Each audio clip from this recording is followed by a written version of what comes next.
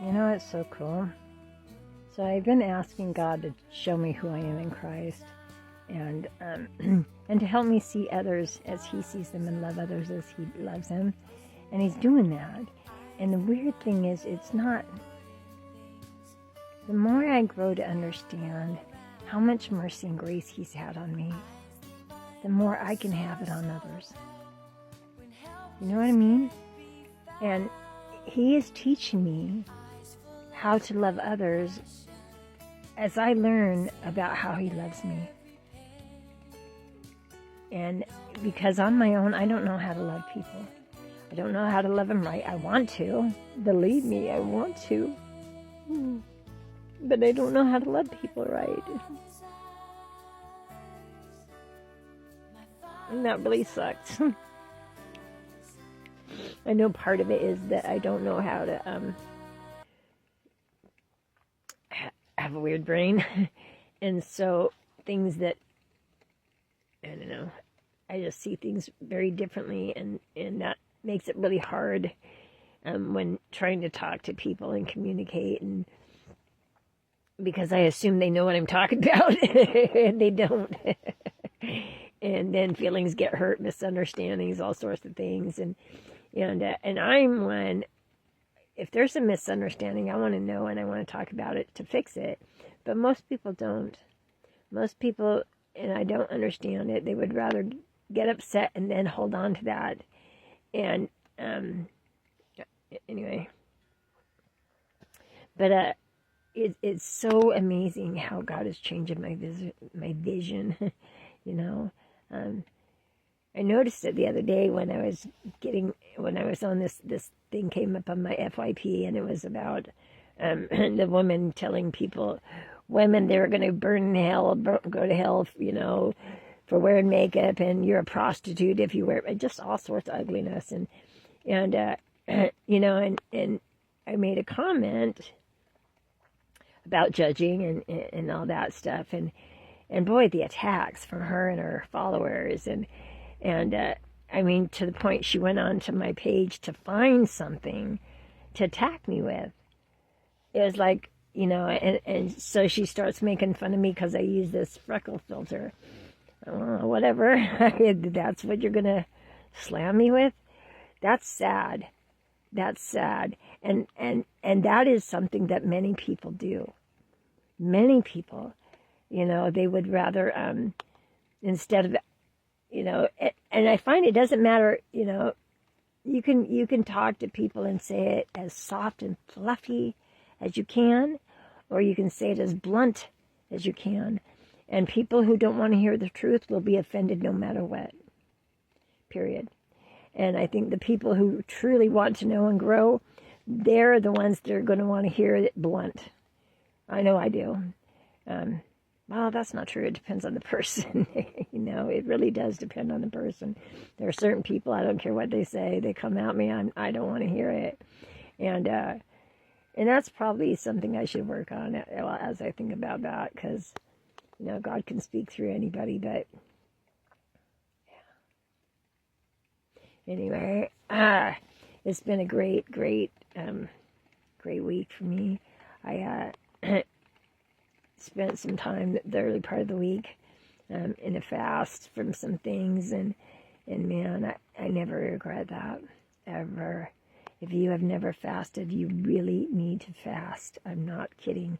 The breakthrough, the victories, the greatest part is the deeper level of faith that you gain from it.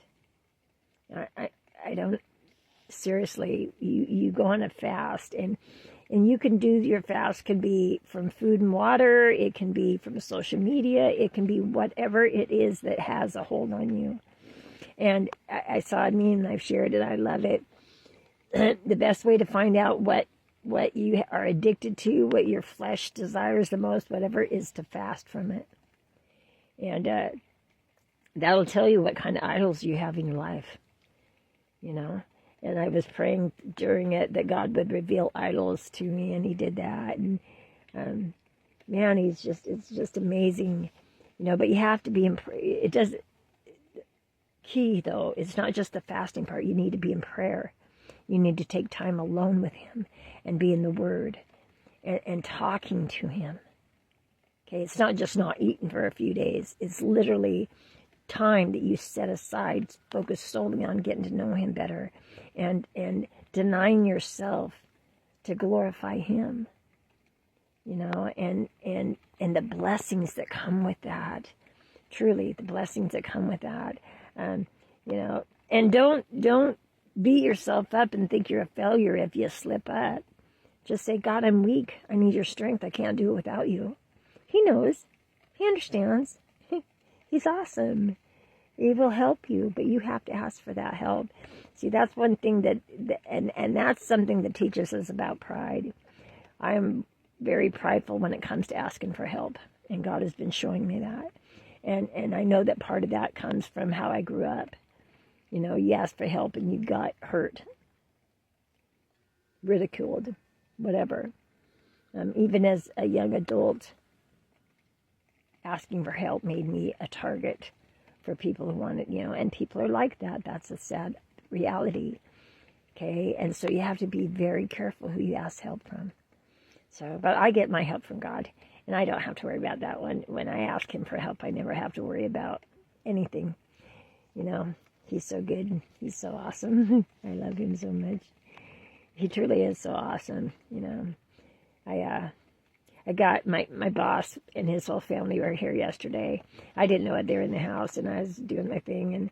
And when they were getting ready to go at the end of the day, his mom and son drove up. I was in the kennels, but they didn't know it, so they were knocking on my door. And so my boss called for me, and they gave me some treats that, you know, his mom, she's so sweet. I just love her. Well, his whole family, his wife and his daughter. I got to meet his daughter for the first time. She's so beautiful. His whole family is so beautiful. And they have such a, you can see God's hand on them. And they walk into, the whole family is a ministry in itself. I mean, truly, I look at them and I see what a family who walks with God, you know, a father who's well, the grandma, she has faith. You know, her and her husband, he passed away, but her and her husband, they raised their children to love Christ in a Christ-like home. And now their fruits are in their grandchildren, you know, and I really have to pray not to get jealous.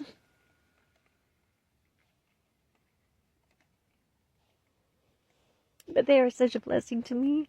They are, you know, you could tell that they have raised their children in love because of the way I mean, it's beautiful. It's beautiful to see God's hand on that whole family. And, you know, what a blessing that is to witness that. And so I say, if you're married and you have a family, your greatest mission, your greatest, ministry, your greatest testimony of Christ in your life will be on how you treat your family, how you treat your husband or your wife, how you treat your children and your parents. Truly, you know, that is how blessed am I to be able to witness that and to be around that and to be able to serve them here, you know. God is blessing me in such incredible ways. Before I came here, I prayed that God would put godly people in my life. And he's done that. And he continues to do that. You know, he's been answering so many of my prayers. And that was a big one. That was a big one. God, please put good people around me. People that love you. People that will show me how to love you better. And he's doing that. So anyway, I just want to encourage my brothers and sisters. I love you guys. I pray for you every day, and hold on to faith.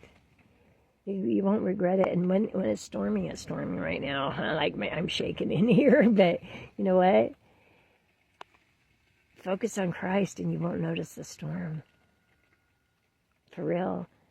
Matter of fact, it'll sound like music. You know, I listen to the rain and the wind and all that good stuff, and I love it. So anyway, I love you guys. Have a great